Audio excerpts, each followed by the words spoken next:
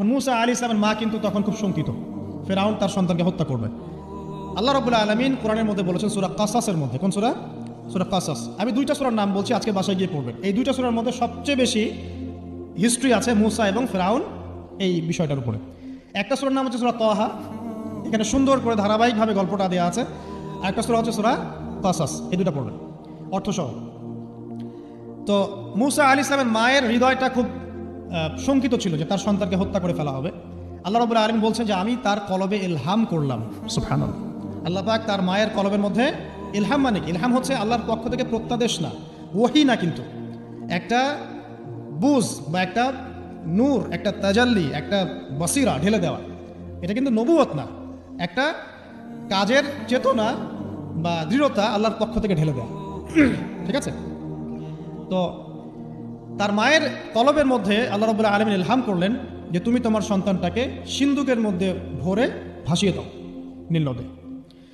এখন তার মায়ের কলব, তার মায়ের হৃদয় ছটফট করতে লাগলো, কারণ কোনো মাই তো চাইবে না তার সন্তান কীভাবে ভাসিয়ে দিতে। আল্লাহ পাক বলছেন যদি না আমি তার হৃদয়টাকে শক্ত করতাম তাহলে সে বিচলিত হয়ে পড়তো। আল্লাহ পাক তার হৃদয়টাকে শক্ত করলেন, সে বিচলিত হলো না, সন্তানকে ভাসিয়ে দিল।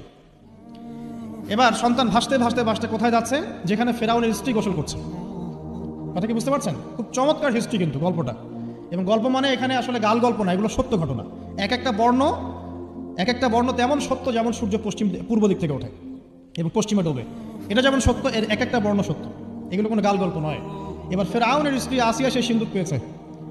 মূসা আলাইহিস সালামকে আল্লাহ পাক বলছেন যে আমি মূসা আলাইহিস সালামের চেহারার মধ্যে মোহাব্বত বা ভালোবাসা ঢেলে দিয়েছিলাম।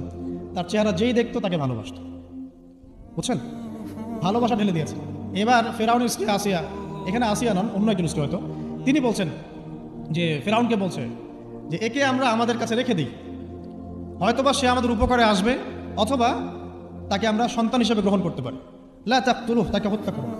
আসা আন ইয়ানফা'না আও নাত্তাখিযাহু ওয়ালাদা, এরকম করে আল্লাহ পাক বলেছেন কোরআনে।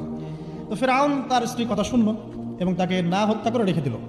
আর আল্লাহ রাব্বুল আলামিনের কি কৌশল! ওয়া মাকারুল্লাহ, যেই মূসাকে হত্যা করার জন্য বছরের পর বছর হাজার হাজার শিশুকে হত্যা করা হয়েছে, সংখ্যাটা লাখ লাখও হতে পারে, সেই মূসা আলাইহিস সালামকে আল্লাহ পাক ফেরাউনের ঘরেই লালন পালন করতে লাগলেন।